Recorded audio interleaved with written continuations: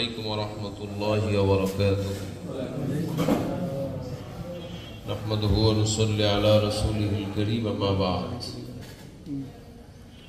ঐতিহ্যবাহী আরংঘাটা থানার 2 নং ওয়ার্ড জামাত ইসলাম কর্তৃক আয়োজিত আজকের এই সাধারণ সভায় উপস্থিত রয়েছেন অত্র থানার সম্মানিত প্রাক্তন আমির জনাব আশরাফুল ইসলাম সাহেব, উপস্থিত রয়েছেন দায়িত্বশীল ভাইয়েরা, সম্মানিত মুসল্লিয়ান কিরাম। আল্লাহ সুবহানাহু ওয়া তাআলার দরবারে আমরা শুকরগুজার হচ্ছি যিনি আমাদেরকে সালাতুল মাগরিব বা জামাআত আদায়ের পরে কোরআনুল কারীমের সৈনিক হওয়ার লক্ষ্যে কোরআনিক একটি মজমায়ে অনুষ্ঠানে সম্মেলনে সম্মিলিত হওয়ার তৌফিক দিয়েছেন। আমরা সেই মহান রবের কৃতজ্ঞতা পেশ করছি। আমরা সকলে মন থেকে বলছি আলহামদুলিল্লাহ। সম্মানিত হাজিরিন, কোরআনুল কারীমের দাস দেওয়ার জন্য আমাকে যে বিষয়টি বলে দেওয়া হয়েছে তা হচ্ছে দান সদকা।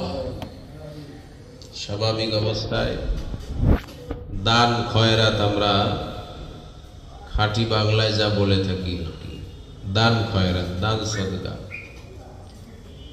এটাকে আরবিতে বলা হয়েছে ইনফাক ফি সাবিলিল্লাহ, আল্লাহর পথে ব্যয় করা। তো এই বিষয়ের উপরে সংক্ষেপে কথা বলার জন্য আমি কোরআনুল কারীম থেকে যে আয়াতটি পছন্দ করেছি, অনেক আয়াত রয়েছে এই বিষয়ের উপরে, কিন্তু আমি একটি গুরুত্বপূর্ণ আয়াত পছন্দ করেছি। সে আয়াতটি কোরআনুল কারীমের 3 নম্বর সূরা সূরাতু আলে ইমরান এর 92 নম্বর আয়াত। যারা কোরআন নিয়ে একটু চিন্তা ভাবনা করে, গবেষণা করে, তারা আয়াতটির সাথে অনেক অনেক বেশি পরিচিত। আসুন আমরা আয়াতটি তেলাওয়াত করে সরাসরি দার্সের মধ্যে প্রবেশ করি ইনশাআল্লাহ। আল্লাহ তাআলা বলছেন, لن تنالوا البر حتى تنفقوا مما تحبون وما تنفقوا من شيء فإن الله به عليم صدق الله العظيم।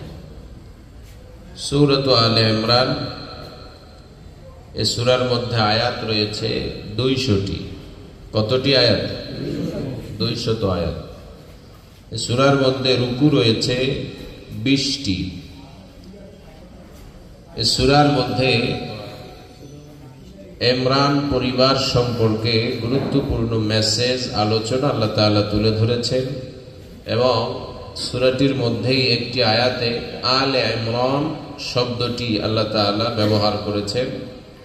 ওখান থেকেই এই সূরাটির নামকরণ করা হয়েছে আলে ইমরান।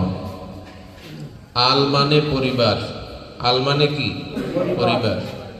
আর ইমরান একজন ব্যক্তির নাম, সম্মানিত ব্যক্তি। তো ইমরানের পরিবার পৃথিবীর ইতিহাসে অন্যতম শ্রেষ্ঠ, সম্মানিত, মর্যাদাবান পরিবার ছিল। আল্লাহ সুবহানাহু ওয়া তাআলা সেই পরিবারের মধ্যে কিছু অলৌকিক ঘটনা ঘটিয়েছিলেন। তার মাধ্যমে ওই পরিবারকে পৃথিবীর সামনে অনেক সম্মান আর মর্যাদা দান করেছেন, দান করে ধন্য করেছেন। এজন্য তাদেরকে আল্লাহ তাআলা কিয়ামত পর্যন্ত মানুষের কাছে স্মরণীয় করে রাখার জন্য একটি সূরা নাজিল করলেন, আর সূরাটির নাম দিলেন কি? সূরাতু আলে ইমরান। একটু শুদ্ধ উচ্চারণ করে নেন, সূরাতু আলে ইমরান। সূরাতুল আলে ইমরান না, কিন্তু সূরাতু আলে ইমরান, ইমরানের পরিবারের নামের সূরা। ইমরানের পরিবার সম্পর্কে যেই সূরায় আলোচনা এসেছে, আল্লাহ তাআলা আলে ইমরান শব্দটি ব্যবহার করেছেন এই সূরার মধ্যে। দেখি কোন আয়াত। আল্লাহ তাআলা বলছেন, ইন্নাল্লাহা আসতাফা আদামা ওয়া নূহা ওয়া আলা ইব্রাহিম ওয়া আলা ইমরান আলাল আলামিন। আল্লাহ তাআলা বলেন, অবশ্যই আল্লাহ নির্বাচিত করেছেন। ইস্তফা, আমাদের নবীর নাম কি বলেন তো? একটা নাম আছে মুস্তফা। কি নাম? মুস্তফা মানে কি বলেন তো? নির্বাচিত, মনোনীত, সিলেক্টেড। পৃথিবীতে যত নবী এবং রাসূল এসেছেন আল্লাহ তাআলা সকলকে মনোনীত করেছেন। সকলেই কিন্তু মুস্তফা, সকলেই কি মুস্তফা। সব মুস্তফার মধ্যে শ্রেষ্ঠ মুস্তফা হচ্ছেন আমাদের নবী।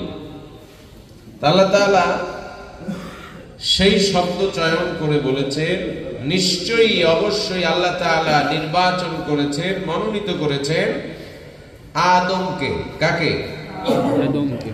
নূহকে। আদমকে নবী হিসেবে, নূহ নবীকে রাসূল হিসেবে, নবী হিসেবে। ওয়া আলা ইব্রাহিম, ইব্রাহিমের পরিবারকে। ওয়া আলা ইমরান, এবং ইমরানের পরিবারকেও আল্লাহ তাআলা মনোনীত করেছেন। আলাল আলামিন, জগৎবাসীর উপরে, জগৎবাসীর নেতৃত্ব দেওয়ার জন্য আল্লাহ তাআলা আদমকে, নূহকে, ইব্রাহিম পরিবারকে, ইমরান পরিবারকে আল্লাহ তাআলা মনোনীত করেছেন। জোরে বলেন সুবহানাল্লাহ। আল্লাহ সুবহানাহু ওয়া তাআলা এই সূরার 92 নম্বর আয়াত, কত নম্বর আয়াত? 92 নম্বর আয়াতে আল্লাহ তাআলা বলছেন, লান তানালুল বিররা হাত্তা তুনফিকু মিম্মা তুহিব্বুন।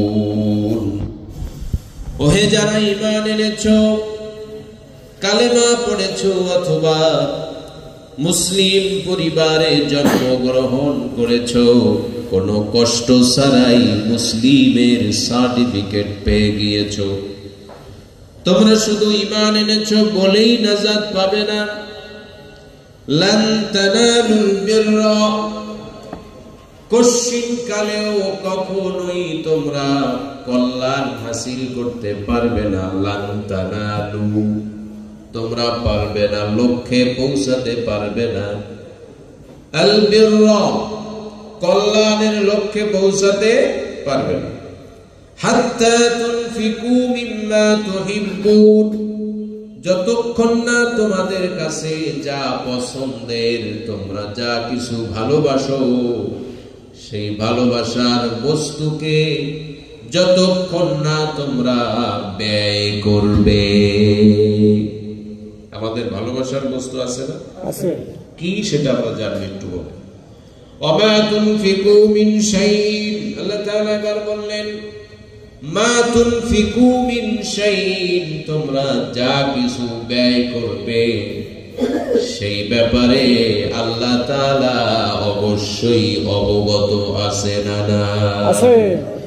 ফা ইন্নাল্লাহা বিহি আলিম, আল্লাহ তাআলা সেই বিষয়ে সুখ্যাতি, সূক্ষ্ম জ্ঞান তিনি রাখেন কি রাখেন না? রাখেন, রাখেন। তাহলে এই আয়াতের সংক্ষেপ বক্তব্য হচ্ছে, আমাদের কাছে যা পছন্দের, আমাদের কাছে যা ভালোবাসার, আমরা যাকে বেশি পছন্দ করি, যেই জিনিস, যেই বস্তু আমাদের কাছে অনেক অনেক বেশি পছন্দের, ভালোবাসা, সেই ভালোবাসার বস্তু যতদিন পর্যন্ত আপনি আমি ব্যয় করতে না পারবো, ততদিন পর্যন্ত প্রভূত কল্যাণ, আসল লক্ষ্যে পৌঁছাতে পারবো। লান তানালু, আপনারা তো আমলোক, যদি আলেম কেউ থাকে তাহলে সে বুঝছে যে লান তানালু, কোন শব্দের আগে যদি লাম থাকে, কি থাকে? লাম জবর লা, এরপরে হলো নুনে সাকিন, লান। কি বলেন? লান। এই লান এরপরে একটা শব্দ এসেছে, ওই শব্দের যে অর্থ, ওই অর্থটাকে তাকিদ দেয়, এবং এমন তাকিদ দেয় না বোধক তাকিদ, কখনোই সম্ভব হবে না, কখনোই সম্ভব হবে না। একটি আয়াতের সঙ্গে আপনারা পরিচিত আছেন, সে আয়াতটি হচ্ছে ওমাই ইয়াবতাগি গায়রাল ইসলামি দীনান ফালাই ইউকবালা মিনহু। এই আয়াতের সঙ্গে আপনারা পরিচিত না? বিভিন্ন আলোচনায় ইসলাম সম্পর্কে যখন আলোচনা করা হয়, এই আয়াত তো চলেই আসে যে ইসলাম ছাড়া অন্য কোন জীবন ব্যবস্থা যদি তুমি নিজের জীবন ব্যবস্থা হিসেবে গ্রহণ করো, কশিন কালেও আল্লাহর দরবারে সেটা গ্রহণযোগ্য হবে না। ওই যে লাই ইউকবালা, ইউকবালা মানে গৃহীত হওয়া, আর লাই ইউকবালা মানে কখনোই সম্ভব না, গৃহীত হবে না। ওখানে যদি লা ইউকবালা দেওয়া হতো, লা ইউকবালু যদি দেওয়া হতো, তাও একটা কথা ছিল যে না, গ্রহণযোগ্য হবে না। কিন্তু আরো তাকে লাই ইউকবালা কখনোই হবে, কারো আবেদনে হবে না, কোন আপিলে কাজ হবে না, হবে না। আল্লাহ তাআলা সেই একই বাক ভঙ্গিমায় এখানেও আল্লাহ তাআলা আয়াতটি তুলে ধরেছেন, লান তানালু, নালা ইয়ানালু মানে লক্ষ্যে পৌঁছানো। কোথায় পৌঁছানো? লক্ষ্যে পৌঁছানো, লক্ষ্যে পৌঁছানো। আমাদের লক্ষ্য কি বলেন তো? সবাই বলে নাই? জান্নাত। জান্নাত।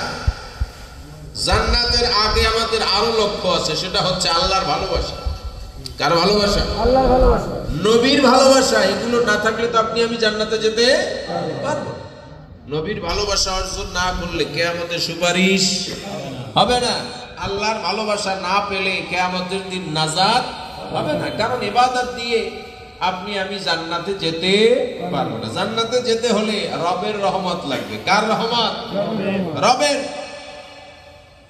এজন্য আল্লাহ সুবহানাহু ওয়া তাআলা বলছেন, লক্ষ্যে যদি পৌঁছাতে চাও তাহলে শুধু কালেমা পড়ে ঈমানদার হলেই চলবে না।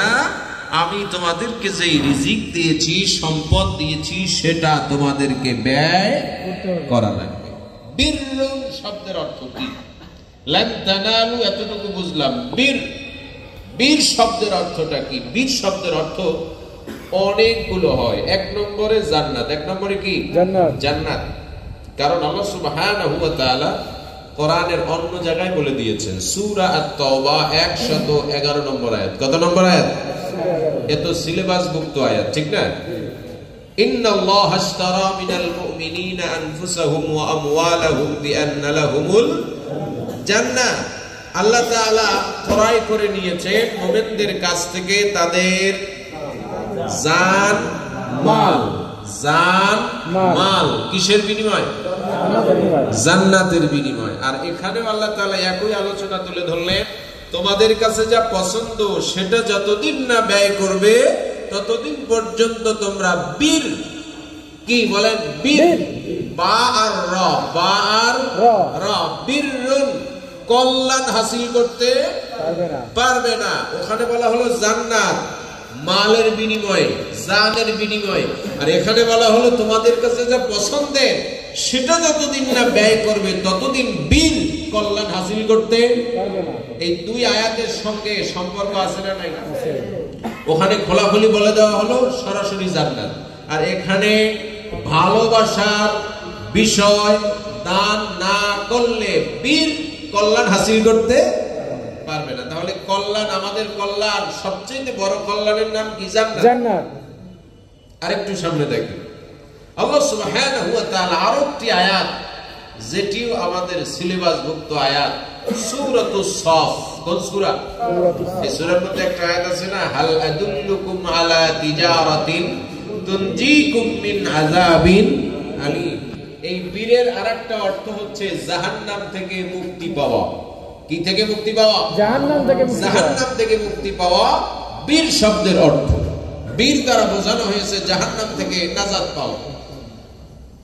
তার মানে ততদিন পর্যন্ত জাহান্নাম থেকে নাজাত পাবে না যতদিন না তোমাদের ভালোবাসার বস্তু ব্যয় করবে। এই আয়াতে কি বলা হয়েছে? হাল আদুল্লুকুম আলা তিজারাতিন তুনজিকুম মিন আযাবিন আলীম।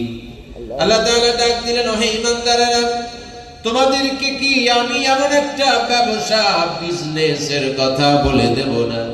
তুনজিকুম মিন আযাবিন আলীম, যেই ব্যবসাটা তোমাদেরকে যন্ত্রণাদায়ক শাস্তি থেকে পরিত্রাণ দিবে। সেই ব্যবসাটা কি? তুমিনুনা বিল্লাহি ওয়া রাসূলিহি ওয়া তুজাহিদুনা ফি সাবিলিল্লাহি বিআমওয়ালিকুম ওয়া আনফুসিকুম যালিকুম খায়রুল লাকুম ইন কুনতুম তা'লামুন। আল্লাহ তাআলা বলছেন, তুমিনুনা বিল্লাহ, সেই ব্যবসা হচ্ছে এক নম্বরে আল ঈমান বিল্লাহ, আল্লাহর প্রতি বিশ্বাস, ভালোবাসা নয়, আল্লাহর প্রতি বিশ্বাস। ওয়া রাসূলিহি, আল্লাহ রাব্বুল আলামিন বলছেন তার প্রেরিত রাসূল মুহাম্মাদের প্রতিও বিশ্বাস। ওয়া রাসূলিহি ওয়া তুজাহিদুনা ফি সাবিলিল্লাহি বিআমওয়ালিকুম ওয়া আনফুসিকুম, আর নিজেদের মাল আর জান দিয়ে আল্লাহর রাস্তায় জিহাদ করা। সুবহানাল্লাহ, এ হচ্ছে ব্যবসা। কি ব্যবসা? এবার বলেন তো এখানে কি বলা হয়েছে? ওয়া তুজাহিদুনা ফি সাবিলিল্লাহি বিআমওয়ালিকুম ওয়া আনফুসিকুম, আগে মাল পরে জান। ভালো করে খেয়াল করেন, ওই জায়গায় ওই আয়াতে কি বলা হয়েছিল? মিনাল মুমিনিনা আনফুসাহুম ওয়া আমওয়ালাহুম, আগে জান পরে মাল, আর এখানে আগে মাল পরে জান। কি একটা কেমন কেমন হয়ে গেল না? আল্লাহ সুবহানাহু ওয়া তাআলা আরো অনেক জায়গায় এই বীর শব্দের অর্থ আল্লাহ তাআলা সরাসরি নিজেই তাফসীর করেছেন। তো এই দুই জায়গায় দেখি আমরা, এক জায়গায় জান আগে আর এক জায়গায় মাল আগে। তার মানে মানুষের কাছে এই দুইটা জিনিসই বেশি প্রিয়।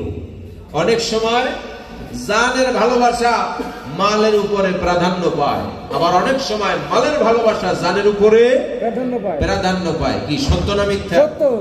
অনেক কৃপণ লোক আছে, শরীর শুকাইয়া শুটকি হয়ে গেছে, এরপরেও দুধ খাইবে না, টাকা কিন্তু আছে, বাজারে গিয়া গরুর মাংস কিনবে না, ইলিশ মাছ কিনবে না, ওই বাজারে যায় আর সব জায়গায় ঘুরে টুরে ওই শেষমেশ ওই পুঁটি মাছ কিনে নিয়ে বাড়ি যায়, টাকা খরচ করবে না। তার মানে কি? ওর জানের থেকে ওর মালের মূল্য ওর কাছে বেশি।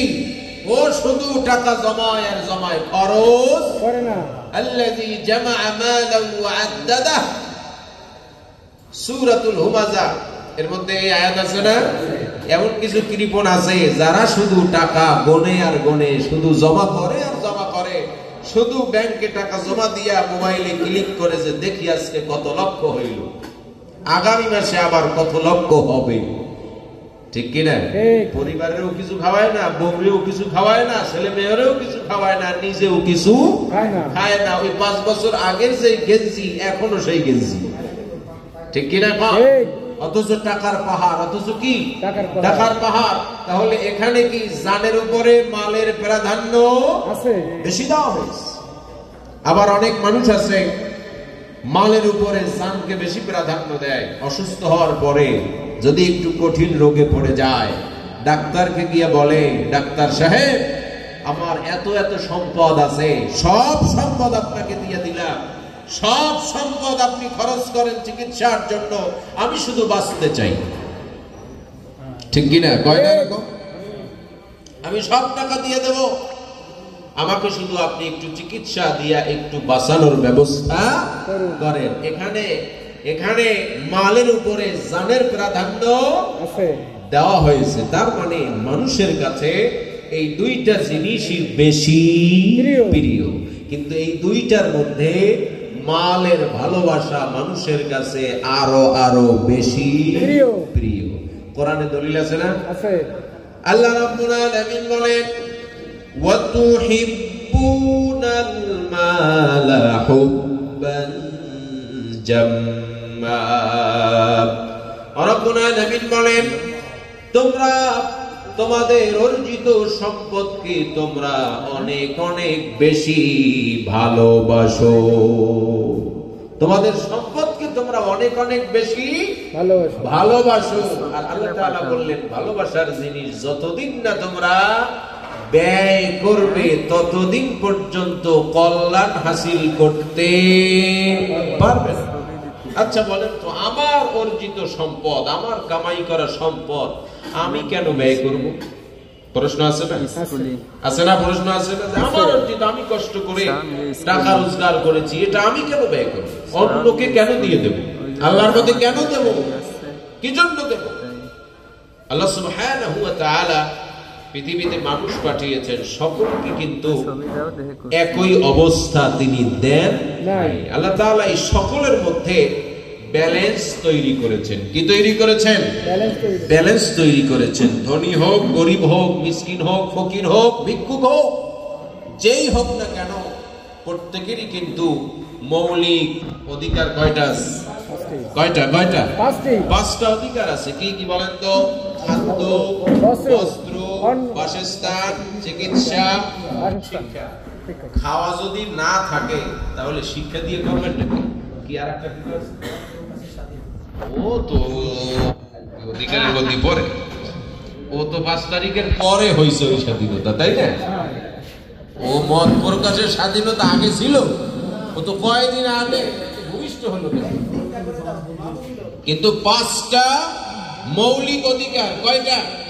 5টা মৌলিক অধিকার আছে। আপনি যদি কোটিপতি হন, আপনার এই 5টা অধিকার। একজন ভিক্ষুক ভিক্ষা করে খায়, ওরও এই 5টা অধিকার আছে না নাই? এই অধিকারগুলোর নিশ্চয়তা, গ্যারান্টি কে দিয়েছেন? লিইলাফি কুরাইশ, এই যে কুরাইশ সূরা এর মধ্যে আছে না নাই? ফালইয়াবুদু রাব্ব হাযাল বাইত আল্লাযী আত'আমাহুম মিন জু' ওয়া আমানাহুম মিন খাউফ। রব্বুল আলামিন বলেন, ও নবী, বিশ্ব নবী, আপনি মক্কার কাফির বেঈমান তাদেরকে আপনি বলে দেন, ওরা যেন ওই মূর্তির পূজাগুলো বাদ দিয়ে তারা যেন আমি আল্লাহর পূজা করা শুরু করে দেয়, আমি আল্লাহর দাসত্ব, আমি আল্লাহর গোলামি করা শুরু করে দেয়। যদি তাই করে তাহলে ক্ষুধার সময় আমি তাদেরকে খাবারের ব্যবস্থা করে দেব।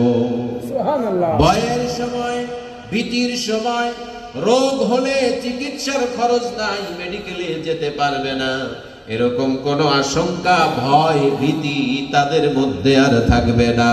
ভয়ের সময় সমস্ত নিরাপত্তা কে দিবে? শত্রুর ভয় থাকবে না, খাবারের কোনো ভয় থাকবে না, পোশাকের কোনো ভয় থাকবে না। আরে আমার তো পোশাক নাই, উলঙ্গ চলতে হবে, এরকম কোন শঙ্কা কোন ইমানদারের মধ্যে আর থাকবে না। আল্লাহ তাআলা পৃথিবীতে মানুষ পাঠিয়েছেন, সবাইকে এক পদমর্যাদায় স্ট্যাটাস দেন নাই। এজন্য যাদের একটু সম্পদ বেশি আছে, ওদের সম্পদের মধ্যে গরিব, ভিক্ষুক, মিসকিন, এদের একটা নির্দিষ্ট হক আল্লাহ তাআলা ওর মধ্যে নির্ধারণ করে দিয়েছে। করেছেন না? ফি আমওয়ালিহিম হাক্কুম মা'লুম লিস-সাইলি ওয়াল মাহরুম।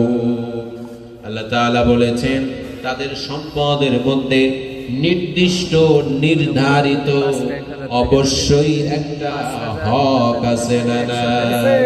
তাদের জন্য লিস-সাইল, ভিক্ষুকের জন্য হাত পেতে পেতে খায়, পেটে খাবার নাই, ঘরে চাল নাই, হাত পেতে পেতে খায়, ওর অধিকার আছে কোটিপতির সম্পদে, ঠিক কিনা? ওয়াল মাহরুম, বঞ্চিত, মাহরুম যারা হবে, নিগৃহীত যারা হবে, তাদেরও একটা অধিকার ওই ধনীর সম্পদের মধ্যে আছে না না?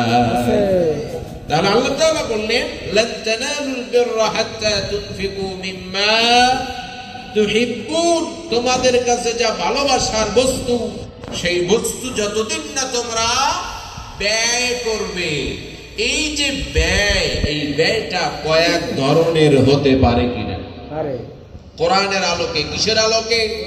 কোরআনের আলোকে। এই যে ইনফাক, এই মূল মাজদার থেকে যে সমস্ত শব্দ এসেছে কোরআনে, যত জায়গায় ব্যয়ের কথা বলা হয়েছে সব জায়গায় ফরজ, এরপরে নফল, সাধারণ ব্যয় এর কথাগুলো বলা হয়েছে, ঠিক কিনা?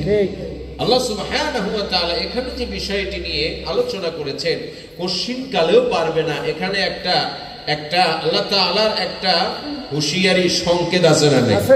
হুঁশিয়ারি সংকেত কখন দেয়? নফল আদায় না করলে না ফরজ আদায় না করলে? যাকাত যদি আদায় না করো বান্দা, হুঁশিয়ারি হও, হুঁশিয়ারি সংকেত গ্রহণ করো, হুঁশিয়ার হও। আমি তোমাদেরকে ভয় দিচ্ছি, লা ইলাহা ইল্লাল্লাহু মুহাম্মাদুর রাসূলুল্লাহ আর 5 ওয়াক্ত নামাজ জামাতে তুমি যাকাত দাও নাই, তোমাকে আমি হুঁশিয়ার করে দিলাম, লান তানালু, কখনোই তুমি ওই জান্নাত নামক ওই কল্যাণ হাসিল করতে পারবে না। নামাজে তোমাকে জান্নাতে নিতে পারে, যাকাতে তোমাকে জান্নাতে নেবে না। ভালো করে খেয়াল করুন, কারণ কোরআনুল কারীমের মধ্যে, হাদিসে নববীর মধ্যে নামাজের কথা অধিকাংশ জায়গায় যাকাতের বক্তব্য আছে না? নাই? আছে। এজন্য অনেক মনীষী, অনেক পণ্ডিত, অনেক মুফাসসির, মুহাদ্দিস, ফকিহ বলেছেন, মুফতি, যে যাকাত আর নামাজের কথা এক জায়গায় কেন? তার কারণ হলো যাকাত আর নামাজ দুইজন হচ্ছে সহোদর ভাই বোন। সহোদর কি? ভাই বোন। আপনি যাকাত আদায় করলেন, নামাজ আদায় করলেন না, আপনার যাকাত হয় নাই।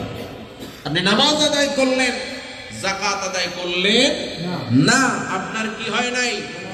নামাজ হয় নাই, যাকাত হয় নাই। কোন পিতা একই স্ত্রীর গর্ভজাত পিতার সন্তান, আমার 2 জন সন্তান, আমি কি কাউকে অস্বীকার করতে পারবো? না। এটা সম্ভব? আপনি একজনকে অস্বীকার করতে পারবেন না। একজনকে অস্বীকার করলে আরেকজন এমনি অস্বীকৃতি হয়ে যাবে, ঠিক কিনা? দুইজনই আপনার ঔরসজাত সন্তান, একজনকেও আপনি অস্বীকার করতে পারবেন না। নামাজ আর যাকাত এরকম। তাহলে প্রথম আল্লাহ তাআলা যে বিষয়টি তুলে ধরেছেন, যেই দান, সেটি হচ্ছে ফরজ দান। কি দান? ফরজ দান। এই ফরজ দানের ব্যাপারে আল্লাহ তাআলা একদম কোরআনের শুরুতেই সতর্ক করে দিয়েছেন, ঠিক কিনা? সেখানে আল্লাহ তাআলা বলেছেন, মুত্তাকি হতে চাও, যাকাত দিতে হবে, নামাজের পরেই যাকাত দিতে হবে। আল্লাহ তাআলা বলেছেন, হুদাল্লিল মুত্তাকিনা আল্লাযীনা ইউমিনুনা বিল গায়বি ওয়া ইউকিমুনাস সালাহ ওয়া মিম্মা রাযাকনাহুম ইউনফিকুন। আল্লাহ তাআলা বলছেন, এই কোরআন হেদায়েত দিবে মুত্তাকি যারা হবে, আল্লাহর প্রতি যারা ভয় করবে, আল্লাহ ভীতি যারা অর্জন করবে, রব্বুল আলামিন তাদেরকে এই কোরআনের মাধ্যমে হেদায়েতের ব্যবস্থা করে দিবেন। আর হেদায়েত পাবে তারা যারা মুত্তাকি। মুত্তাকিদের পরিচয় হলো যারা ঈমান আনবে কার উপরে? আল্লাহর উপরে। না দেখে, এরপরে নামাজ কায়েম করবে। আর তৃতীয় নম্বরে আমার দেওয়া রিজিক থেকে তারা ফরজ ব্যয় করবে। এখানে সকল মুফাসসির একমত যে এখানে যে ব্যয়ের কথা বলা হলো, এই ব্যয় মানে যাকাত। এই ব্যয় মানে কি? যাকাত। যাকাত। কারণ অন্যান্য যত জায়গায় নামাজের কথা, সাথে সাথেই যাকাতের কথা আছে না? নাই? আছে। ওয়া আকিমুস সালাহ, একই সূরার মধ্যে কয়েকবার এসেছে নামাজের সাথে যাকাতের কথা। ওয়া আকিমুস সালাতা ওয়া আতুজ যাকাতা ওয়ারকাউ মা'আর রাকিঈন। নামাজ কায়েম করো, যাকাত আদায় করো, রুকুকারী যারা তাদের সাথে রুকু করো। এখানেও নামাজ আর যাকাত একসাথে আছে না? নাই? আছে। এ হচ্ছে ফরজ, এ হচ্ছে ফরজ ব্যয়। এই ফরজ ব্যয় যদি কেউ না করে, শাল ঠিক আছে না? পানিশমেন্ট আছে তো? এই ব্যয় কাউকে ছাড় দেওয়া হয় নাই। তোমার যদি নিসাব পরিমাণ সম্পদের মালিক যদি তুমি হয়ে যাও, তাহলে তোমাকে বছরে 40 ভাগের 1 ভাগ 2.5% করে তোমাকে অবশ্যই যাকাত দিতে হবে। যেই খাতগুলো আমি বর্ণনা করে দিয়েছি, ইন্নামাস সাদাকাতু লিল ফুকারা'i ওয়াল মাসাকিন ওয়াল আমিলিনা আলাইহা ওয়াল মুআল্লাফাতি কুলুবুহুম ওয়া ফির রিকাবি ওয়াল গারিমিনা ওয়া ফি সাবিলিল্লাহি ওয়া বিনিস সাবিল ফরিদাতাম মিনাল্লাহ। এ হচ্ছে আল্লাহর পক্ষ থেকে ফরজ বিধান। কি বিধান? এখানে 8 শ্রেণীর মানুষের কথা বলা হয়েছে।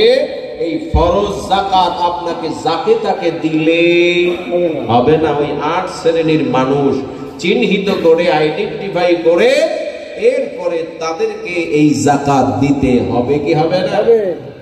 এই যাকাত যদি আপনি অস্বীকার করেন, যাকাত যদি আপনি না দেন, কালেমা যতই পড়েন, নামাজ যতই আদায় করেন, আপনার পরিচয় কোরআনের ভাষায় মুশরিক। রাগ করলেন না? কোরআনে আছে না? আছে মুশরিক। আল্লাহ তাআলা বলছেন ওয়াইলুল লিল মুশরিকিন। মুশরিক যারা, তাদের জন্য ধ্বংস, তাদের জন্য জাহান্নাম, তাদের জন্য নরক, তাদের জন্য জান্নাত হবে না। মুশরিক কারা? তাদের চরিত্র শোনো। আল্লাযীনা লা ইউতুনাজ যাকাতা ওয়া হুম বিল আখিরাতি কাফিরুন। আল্লাহ তাআলা বলে দিলেন মুশরিকদের জন্য ধ্বংস। আর মুশরিক হলো তারা যারা যাকাত দেয় না। সুবহানাল্লাহ। সুবহানাল্লাহ কবেন না নাউজুবিল্লাহ? নাউজুবিল্লাহ। নাউজুবিল্লাহ। যে আমরা তো মুশরিক হতে রাজি নই। না, আমরা মুশরিক হব না। আমাদের যাদের সম্পদ আছে আমরা যাকাত দেব তো ইনশাআল্লাহ। যাকাত যদি কেউ না দেয় তাহলে 1 নম্বরে কি মুশরিক হতে হবে। কি হতে হবে? মুশরিক হতে হবে। 2 নম্বরে শাস্তি শোনেন। والذين يكنزون الذهب والفضة ولا ينفقونها في سبيل الله فبشرهم بعذاب أليم يوم يحمى عليها في نار جهنم فتقوى بها جباههم وجنوبهم وظهورهم هذا ما كنزتم لأنفسكم فذوقوا ما كنتم تكنزون।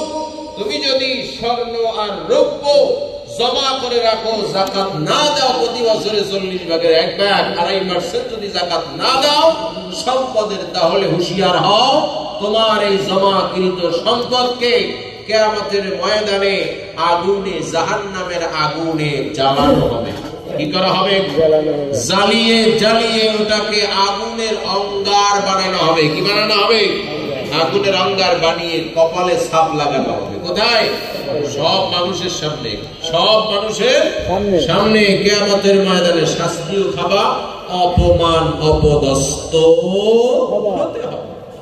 কপালে লাগানো হবে, এরপরে পার্শ্ব দেশে লাগানো হবে, পৃষ্ঠ দেশে লাগানো হবে। কপালে কেন লাগানো হবে? যখনই যাকাতের কথা শুনতো তখনই কপালটা ঘুষিয়ে ফেলতো, গুরু কুঞ্চিত করতো, মেজাজ খারাপ করতো। আছে না রকম? কি বলে আমি এত কষ্ট করে টাকা উপার্জন করেছি, বছরে 40 ভাগের 1 ভাগ দিতে হবে, একটা ইয়ার্কি পেয়েছো, আমি অর্জন করেছি টাকা, এটাকে আমি দিতে পারবো না। এই যে মেজাজ খারাপ করলো, এই জন্য কোথায়? কপালে। যখনই আলোচনা শুনতো পাশ কাটিয়ে চলে যেত। ওই যে পাশ কাটা তো এই জন্য পার্শ্ব দেশে সিল মারা হবে। কিসের? আগুন, আগুনের অঙ্গার। ওই যে সম্পদ জমা করেছিল ওটাকে সোনার উপর আকৃতি দিয়া ওটাকে আগুনে জ্বালিয়ে অঙ্গার বানিয়ে এরপরে ছাপ দেওয়া হবে। ওই যে পৃষ্ঠ প্রদর্শন করে চলে গিয়েছিল, এজন্য পৃষ্ঠ দেশে সিল মারা হবে। এই সিলগুলো খুব আরামদায়ক হবে না? ফুল বাগান না? কঠিন। আগুন কোন জায়গার আগুন? জাহান্নামের আগুন। কোন জায়গা? জাহান্নামের আগুন। এরপরে আল্লাহ সুবহানাহু ওয়া তাআলা এই যাকাতের ফরজ, এটার পরে আরো অনেক ফরজ বিধান আছে না নাই দানের ব্যাপারে? সেটা হচ্ছে পিতা মাতার জন্য খরচ করা। এটা কি নফল না ফরজ? ফরজ। স্ত্রীর জন্য খরচ করা, এটা কি ফরজ? জিহাদের জন্য খরচ করা কি ফরজ? জিহাদ এখন তো আর নাই, তাহলে এখন আর খরচ করার দরকার নেই। জিহাদ আছে? কেউ কি বলেছে যে আসেন আমরা অমুক জায়গায় জিহাদে যাচ্ছি, আপনাদের মাল চাল যা আছে, যে মাল পারবেন মাল দেবে, জান দেওয়ার জন্য প্রস্তুত, চলেন আমরা জিহাদে যাই? এরকম কি কোনো ডাক আসে বর্তমানে? এরকম আসে না সেই ব্যাখ্যা তো দিচ্ছি করে। নবীজির যুগে যেভাবে বলতো যে এই চলো বদরে যেতে হবে, আসো সম্পদ দাও, ওহুদে যেতে হবে, আসো সম্পদ দাও, খন্দকে যেতে হবে, কার কি আছে দাও, তাবুকে যেতে হবে দাও, আবু বকর সব এনে দিয়ে দিলেন। সেই রকম কি অবস্থা আছে এখন? না। কিন্তু বিশ্বনবী কি বলেছেন? আল জিহাদু মাদিন ইলা ইয়াউমিল কিয়ামা, জিহাদ চলবে কোন পর্যন্ত? কিয়ামত পর্যন্ত। জিহাদ মানে কি শুধু ওই প্রান্তরে গিয়া ময়দানে গিয়া কাফেরদের বিরুদ্ধে জিহাদ করা? ওটা কি আসল? ওটা হচ্ছে একদম চূড়ান্ত পর্যায়ের জিহাদ। ওর আগে অনেক জিহাদ আছে না নাই? এখন তো ওই জিহাদ নাই, এখন আছে লেখনির জিহাদ। কিসের জিহাদ? লিখতে হবে। ইসলামের বিরুদ্ধে এক বদমাশ লেখে, তসলিমা নাসরিন লেখে ইসলামের বিরুদ্ধে, আমি লিখবো ইসলামের পক্ষে। যারা ইসলামের পক্ষে লেখে তাদেরকে ওই কালির পয়সা দেওয়া লাগবে না? কাগজের পয়সা দেওয়া লাগবে না? প্রেসে বই ছাপানো হবে, ওই প্রেসের বই ছাপানোর খরচ দেওয়া লাগবে না? এই কাজগুলো যারা করে তাদেরকেও আপনি জিহাদের নিয়তে টাকা দিলে ওটাও আল্লাহ তাআলা আপনার জন্য জিহাদের খাতায় ওই টাকাটা তুলে ধরবে। কথা কি বুঝতেছেন আপনারা? এই যে একটা আলোচনা সভা হলো, এটাও কিন্তু একটা জিহাদ। এটাও কি জিহাদ? কারণ এই জায়গায় অনেকে গানের আয়োজন করবে, করতে পারে না? করে না? করেছে। আপনারা এই যে সুযোগটা পেয়েছেন, এই সুযোগ কত আগে আরেকবার পেয়েছিলেন, কারো কি মনে আছে? আজকে মনে আছে? জন্মের পর পান নাই। তাহলে এই যে সুযোগটা আমরা পেলাম, এটা কি শুধু একটা আলোচনা নাকি এটাও জিহাদ? কাফের, বেঈমান, নাস্তিক, মুরতাদ, রাম আর বামেরা ওরাও আলোচনা সভা করে। ওই আলোচনা সভায় থাকে ড্যান্স, গান, বাজনা, বিভিন্ন ধরনের অন-ইসলামিক অপসংস্কৃতির চর্চা। কথা বলেন? আর আমরা করেছি কোরআনের চর্চা, দারসুল কোরআন। আল্লাহ তাআলা কি বলেছেন? ওয়াজাহিদুহুম বিহি জিহাদান কাবীরা, কোরআন দ্বারা তোমরা জিহাদ করো। আর এই জিহাদ হলো বড় জিহাদ। কি জিহাদ? বড় জিহাদ। জিহাদান কাবীরা, বড় জিহাদ। ছেলে মেয়ের জন্য খরচ করা, এমনকি দাদা দাদি, নানা নানি, মামা, চাচা, ভাই, ভাতিজা, বোন, এরা যারা আছে এদের পিছনেও খরচ করা অনেক সময় ফরজ হয়। আশ্চর্য হলেন? মনে করেন আপনার বাবা মারা গিয়েছে, আপনি বড় ভাই, আপনার সব কিছু আছে, কিন্তু আপনার ছোট ভাই, ওর এমন অবস্থা, বাপ চলে যাওয়ার পরে ওর লেখাপড়া চলতেছে না, আপনি শহরে থাকেন, ওর লেখাপড়ার খরচ, ওর খাওয়া পড়ার খরচ, ওর সংসারের খরচ, ও একটু দুর্বল, এজন্য ওকেও আপনাকে খরচ দেওয়া লাগবে কিনা? খরচ। আপনার বাপ চাচা কেহ বেঁচে নাই, আপনার দাদা দাদি আছে, আপনার মামা বেঁচে নাই একজনও, আপনার নানা নানি আছে বেঁচে, তারা অসুস্থ হয়ে কাতরাচ্ছে, খাবার দাবার পায় না। ওই মামা, চাচা, বাবা, এদের যে দায়িত্ব, এই দায়িত্বটা কিন্তু নাতি হিসাবে আপনার উপরে আসবে।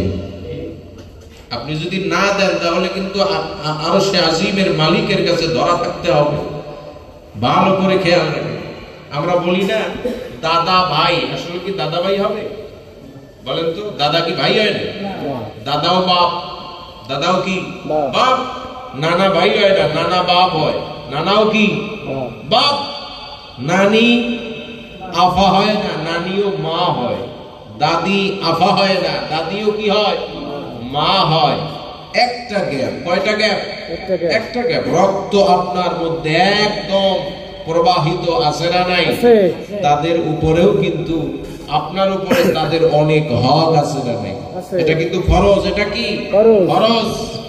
এজন্য এই ফরজ ব্যয় আমাদেরকে করতে হবে। এরপরে যত ব্যয় আছে, এই যে আয়াতটা বললাম, এই আয়াতটা যখন নাজিল হলো, হযরতে আবু তালহা রাদিয়াল্লাহু তাআলা আনহু, তিনি মদিনার আনসার সাহাবী যারা ছিলেন সকলের মধ্যে তিনি ছিলেন ধনী।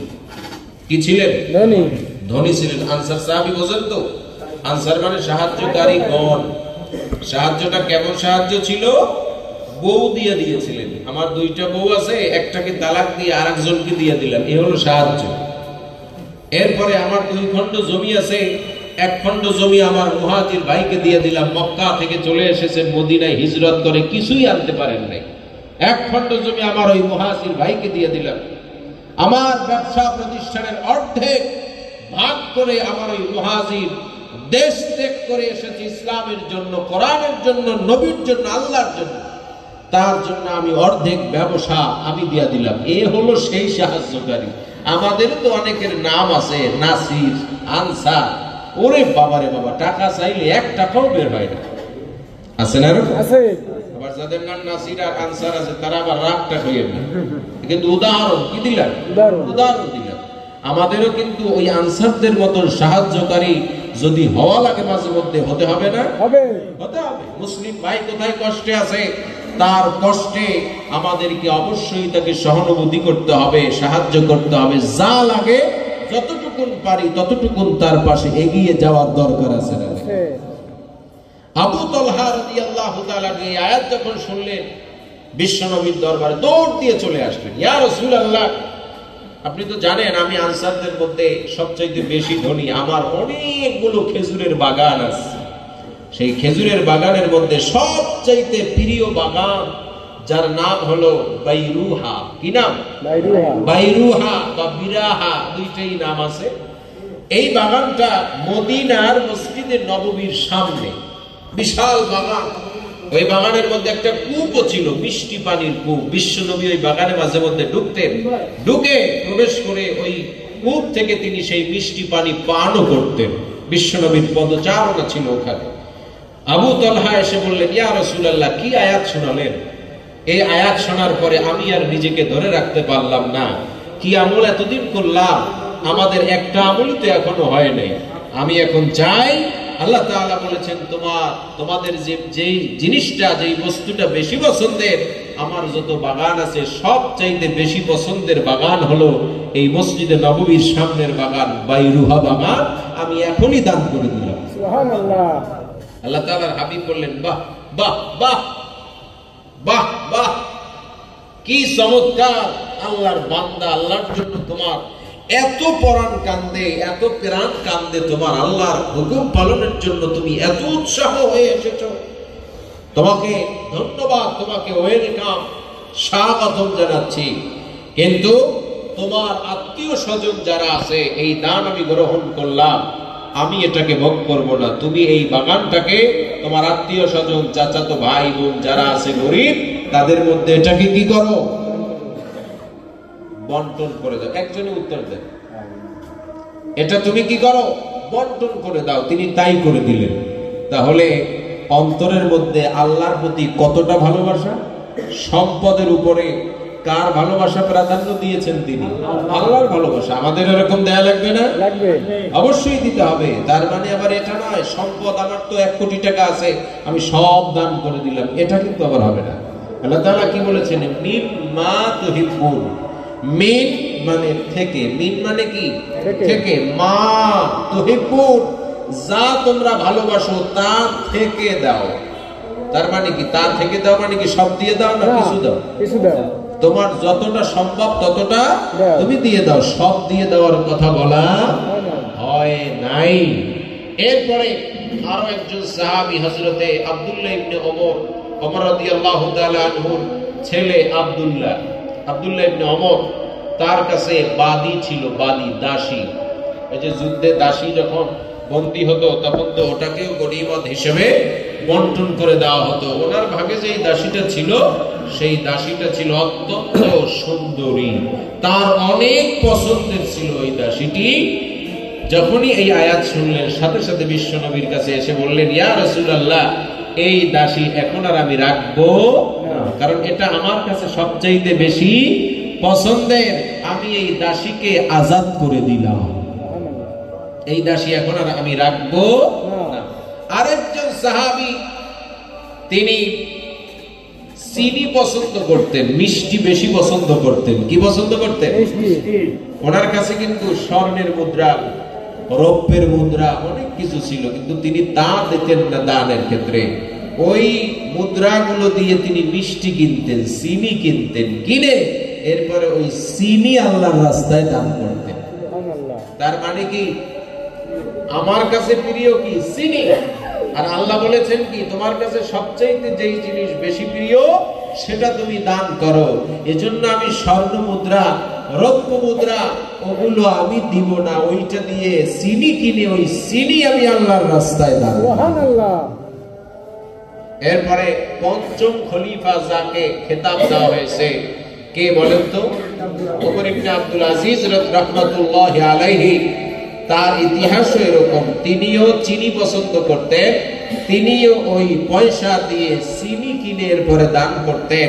তার খাদেমরা বলতো যে হে খলিফা, আপনি এত কষ্ট করেন কেন? টাকা দিয়ে দিলেই তো হয়, পয়সা দিয়ে দিলেই তো হয়। তিনি বললেন যে না, আল্লাহ বলছেন কি মা তুহিব্বু, তুমি যা পছন্দ করো সেইটা দাও, তাহলে আমার পছন্দের জান্নাত তোমাকে দেব। সুবহানাল্লাহ। মিম্মা তুহিব্বু। এরপরে আসেন ওমা তুনফিকু মিন শাইইন ফাইন্নাল্লাহা বিহি আলিম।